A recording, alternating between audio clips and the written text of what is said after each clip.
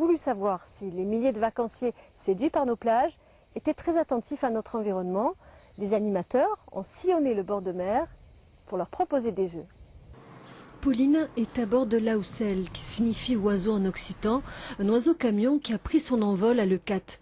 Cet après-midi, direction l'Espiguette, une plage exceptionnelle. C'est l'une des plus belles, qui est encore très naturelle, qui est un milieu préservé, qui est aujourd'hui classé pour son paysage et ses habitats. Une plage très fréquentée où la menace de dégradation est forte chaque été.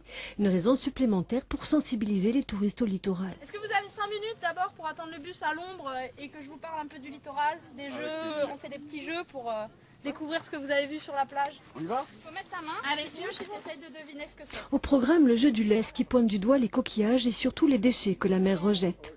Les mégots, surtout les bouteilles, du plastique. On a découvert des œufs d'animaux, de poissons qu'on ne connaissait pas et on pensait que c'était des algues. Donc voilà, on avait tout faux depuis plusieurs années. Les touristes qui viennent en plein été sont souvent des touristes qui veulent de la plage, qui veulent l'eau de mer, etc. Et je ne sais pas si c'est une ignorance ou une méconnaissance volontaire, mais ne font pas forcément attention à l'environnement qui est autour d'eux alors qu'ils sont dans un cadre exceptionnel.